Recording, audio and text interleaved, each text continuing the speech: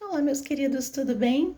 Sejam bem-vindos aqui à minha página, ao meu canal. Eu sou Ellen Reis Mourão, sou psicoterapeuta junguiana, oraculista e astróloga. E nesse vídeo eu quero falar um pouquinho sobre a psicologia analítica e sobre o desenvolvimento psíquico feminino, ok? Vamos lá? Então, vamos falar um pouquinho sobre o ânimos, né? Rapidinho. O ânimos, para Carl Jung, ele representa um aspecto da psique feminina, que é justamente o aspecto do masculino dentro da psique da mulher, ok? São tudo aquilo que se refere ao masculino, não necessariamente ao homem de carne e osso, tá? Mas ao masculino. E isso também acaba se projetando nas figuras de homens na vida da mulher, ok? Mas também tem ligação com o mundo externo, com o mundo objetivo, né? Com os aspectos, né? Que fazem a ligação com o mundo do objetivo, da objetividade e com o objeto. O objeto pode ser outra pessoa, pode ser um evento, pode ser um trabalho, enfim, pode ser aquilo que não é sujeito, aquilo que não é eu, tá? É, e além disso, vamos falar um pouquinho de algumas etapas que a gente percebe arquetípicas no desenvolvimento da psique feminina, que são as seguintes. Eu percebo que muitas mulheres, né, hoje, atualmente, né, a maioria, não vou dizer todas, mas muitas ainda estão presas numa das etapas de desenvolvimento psíquico feminino, né? Que é a imagem, que está na imagem da princesa. Na verdade, a gente vê hoje muito forte ainda as mulheres presas ou na princesa, né? Dos contos de fadas, já vou falar um pouquinho sobre isso, ou na imagem da guerreira, ok? Ok, esse é um estágio comum, né? A princesa ela representa a jovem donzela, então as mulheres jovens, as adolescentes, elas passam, né? E nós mulheres mais maduras, a gente também passou por esse estágio, né? Da princesa. Eu penso que acontece é que muitas mulheres que hoje já estão na faixa dos 35, na faixa dos 40, entram na meia-idade até 50, ainda vivem esse arquétipo de forma muito intensa, não fizeram esse processo de amadurecimento, e não foram para a rainha. A gente vai falar um pouquinho de cada uma delas. Ou elas ficam também presas na guerreira. A guerreira é aquela que a gente fala que é a filha do pai, né? Vamos falar então um pouquinho sobre essa disfunção e como que a gente observa a questão do ânimos aí, né? Pois bem, a princesa, quem já leu conto de fadas, mitos, lendas, histórias onde existem princesas, geralmente, arquetipicamente, as princesas são salvas. Ok, então a gente tem lá a Branca de Neve, que o príncipe vem tirá-la do sono. Existe o aspecto simbólico disso? Sim, existe, né? Então, nas lendas, a gente tem princesas cujos heróis, né? Nos mitos gregos, vêm salvá-las, vêm tirá-las daquela posição, né? Ou elas estão com a madrasta, a bruxa, né? Ou pode ser uma figura masculina, ela quer sair da casa do pai. Isso é muito importante para o desenvolvimento psíquico, a imagem da princesa. Por quê?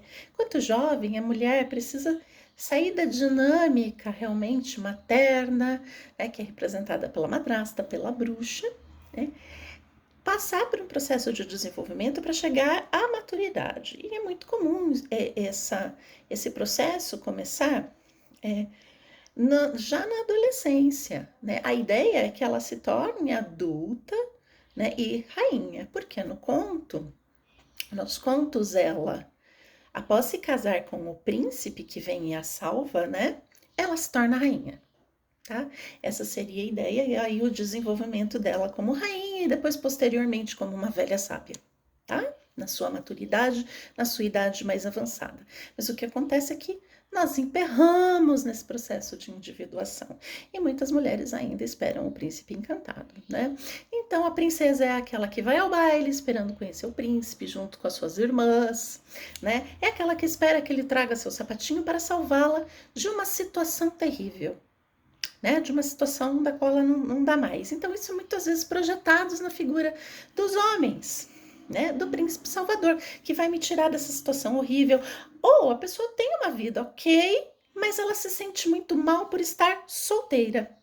né? Ou, ai meu Deus, eu não tenho um homem ao meu lado. Quando eu tiver um homem ao meu lado, eu vou ser feliz. De fato.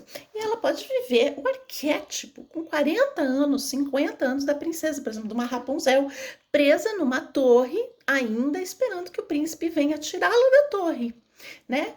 Então, esse processo de casamento com o príncipe, principalmente na segunda metade da vida, quando a mulher tem mais de 35, por volta dos 40 anos, ela deve olhar, perceber que não vai ter um príncipe externo para salvá-la, né? Ela vai ter que se casar com seu príncipe interno, ok?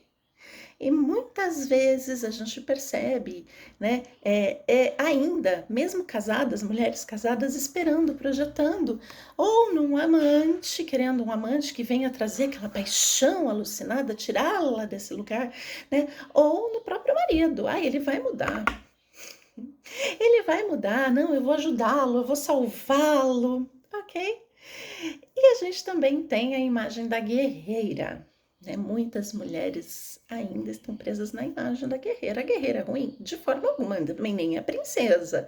O problema é quando a gente não flui com o fluxo da vida.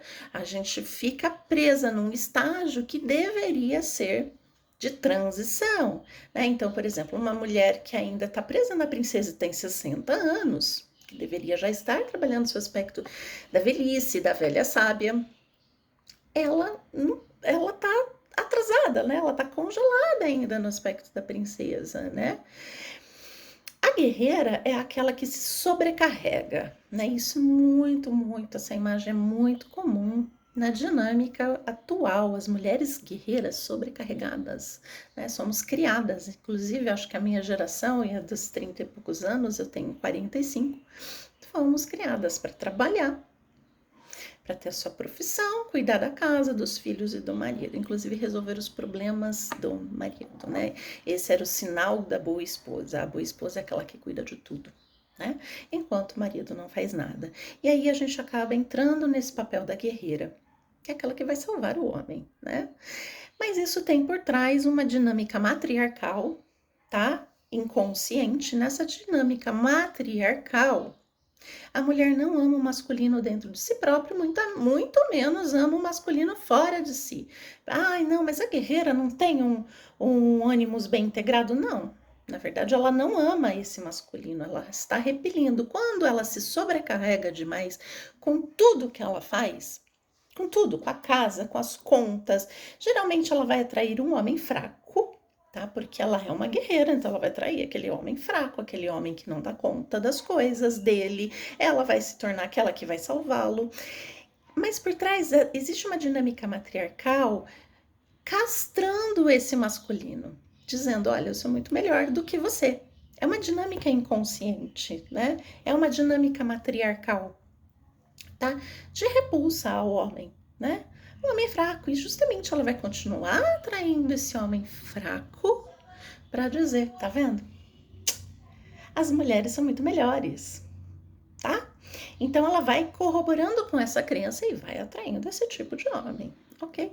E o que o ânimos tem a ver com isso, Ellen? Com a princesa? Então vamos lá, princesa.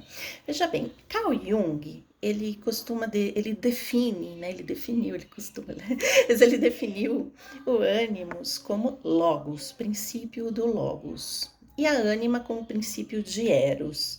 O logos é o princípio espiritual, de sentido da palavra, né? Tanto que a gente tem no Novo Testamento, né? E o verbo se fez carne, né? E o logos encarnou na terra quando a gente fala da encarnação de Cristo, né? O logos.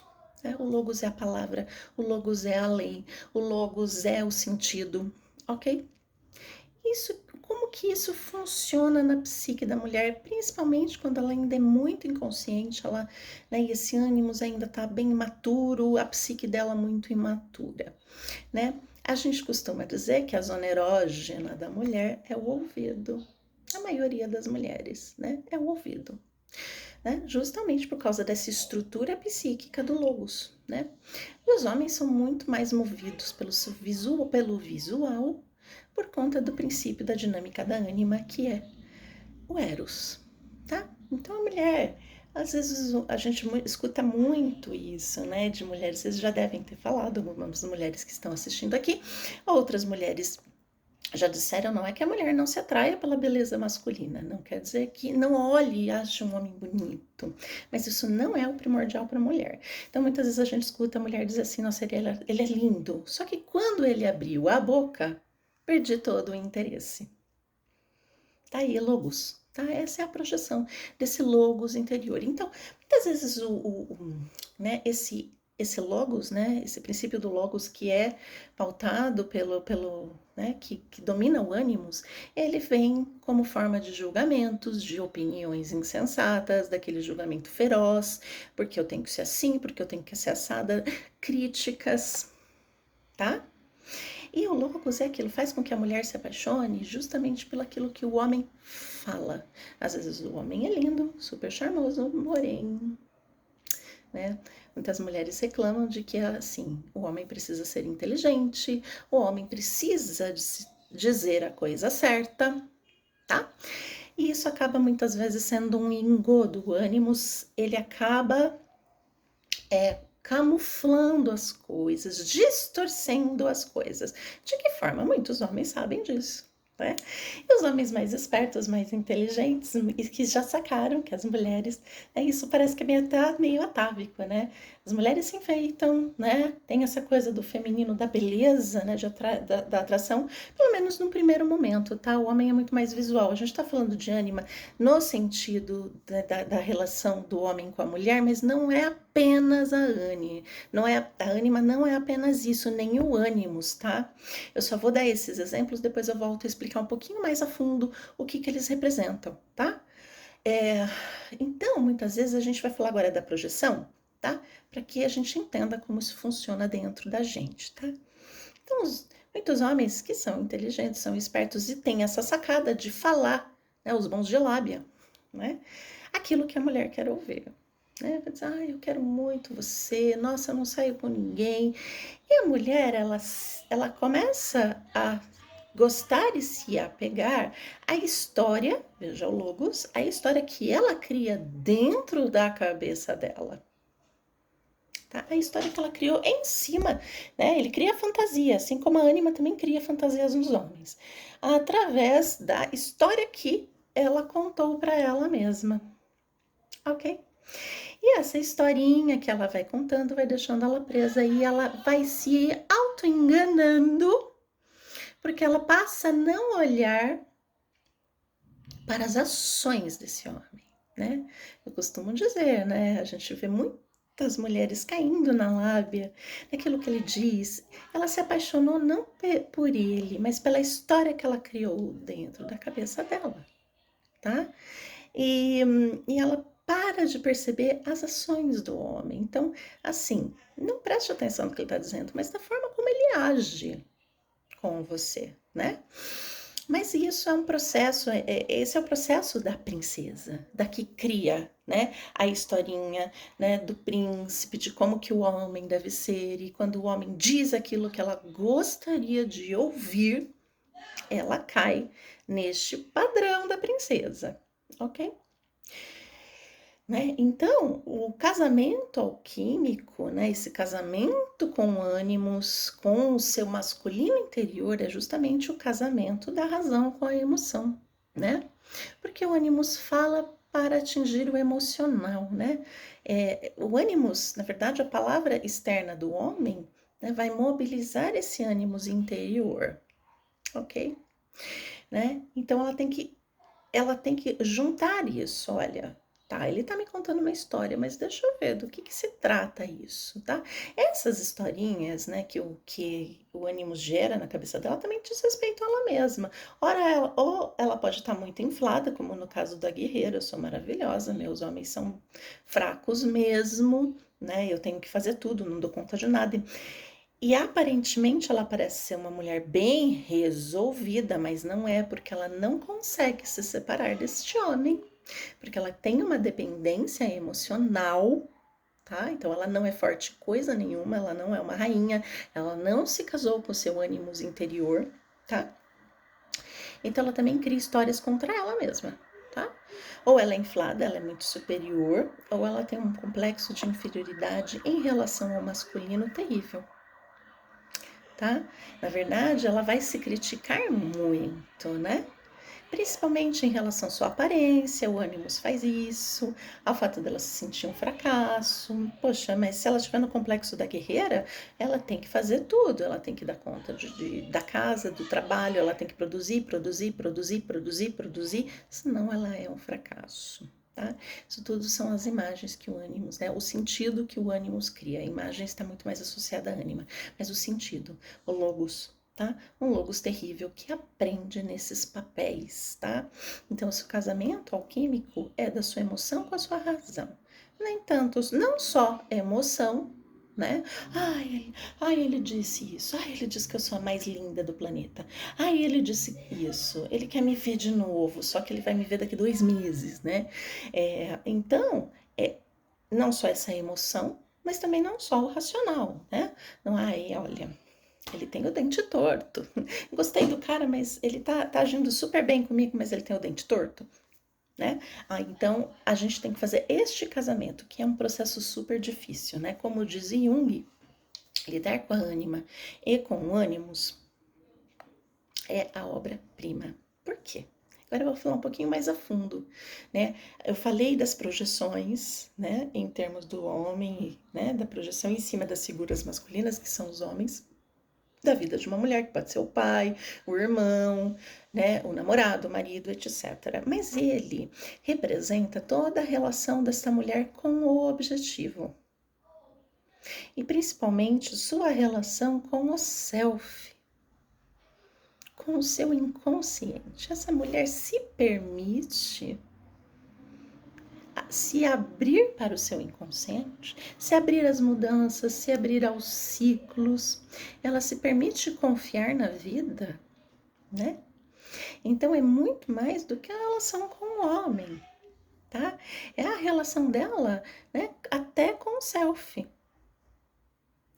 A mesma forma como ela observa o outro fora de si, ela também vai observar o outro dentro de si. Então, pode ter críticas em relação a esse inconsciente, pode ter uma relação distorcida com o seu próprio inconsciente, porque o ânimos faz essa ponte, assim como a ânima, tá? Eles são aquilo que o Jung chama de psicopompos. O psicopompo é justamente o guia, é ele que traz as informações, né? Ele que traz né, as informações do inconsciente, né, do self para a consciência da mulher, seja através de sonhos, de insights. Então, quanto ela se permite, né, viver a sua verdade mais profunda. Então, quanto mais ela trabalha esse masculino interior nela, menos ela fica dependente de que os outros a salvem, menos ela precisa ficar salvando os outros ou se sobrecarregando. Ela dá espaço para que os outros também entrem na vida dela, sabe colocar também os limites para as pessoas, tá? Então ela dá espaço, mas ela também sabe colocar limite. Essa é a rainha. A rainha é aquela que é servida, né? Os cavaleiros, né, nos mitos e nas lendas, os cavaleiros servem a sua rainha. E ela tem ao lado dela o quê? Um rei. Tá? E o rei é justamente, ela não tem necessidade de ter um rei, né? Ele é um masculino que tem o seu reino, ela tem o dela, né? Nenhum está salvando o outro, tá?